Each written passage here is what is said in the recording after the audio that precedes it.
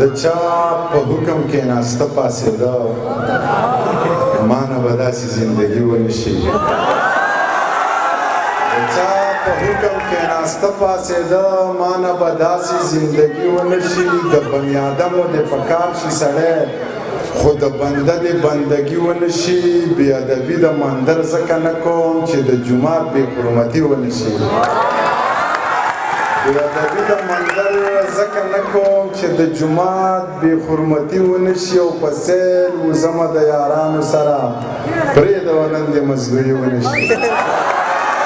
بسم الله الرحمن الرحیم ډېره مننه د دغې پښتنو راټولو شوو پښتنو دغه پروګرام چې چا را جوړ کړی د هغې ځوانانو هم مننه چې تاسو له دومره ښایسته پروګرام را جوړ کړو او دا ښکلي ښکلي مشران یې درله په دې توره شپه کې را وپوښتم او بلا د خوند او بلا بامانې خبرې مې ترې واورېدې خبرې ما له ډېرې راځي نه نیازک خان راته مخې ته ناست دی دی خاندي نو شعرونه درته وایم او بیا به ځو د خیره شپه ده خیبر پریدي شعر دی زما په خیال چې شپه پخه شوه واده کړي کور ته لاړه او د لونډو خو بس کور دی په حجره کې چې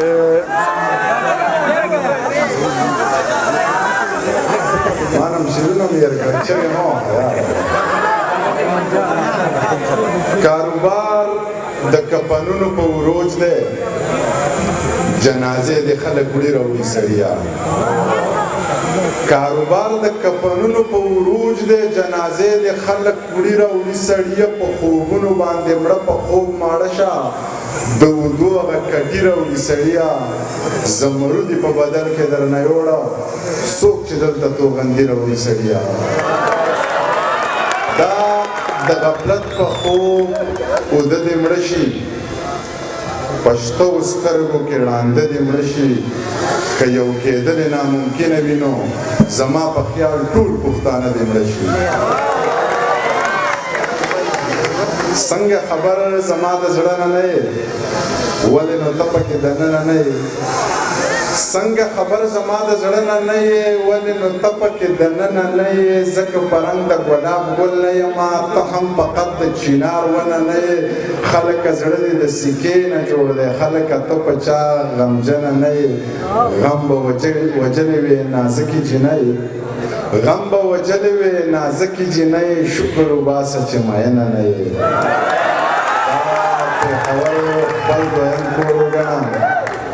دا پېښور خپل دویم کور وګڼه افغان وروره بې وطنه نه یې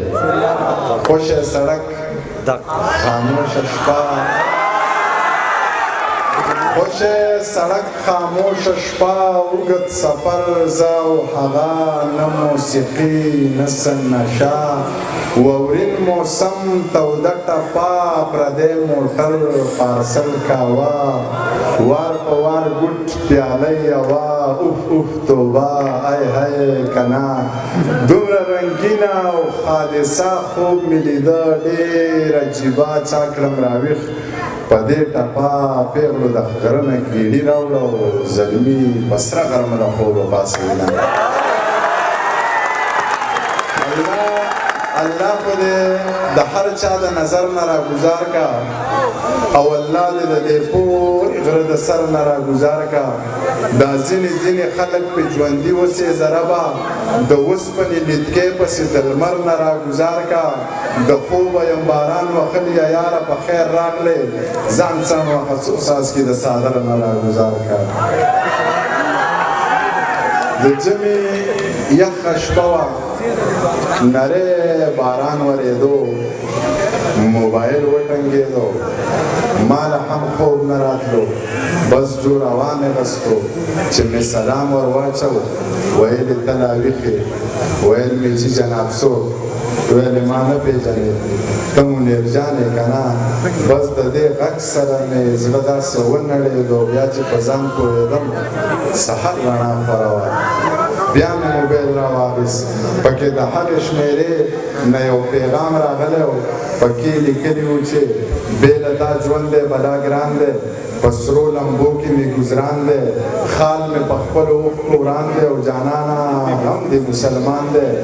ما د ملا د بانګ نه مخکې پاڅوي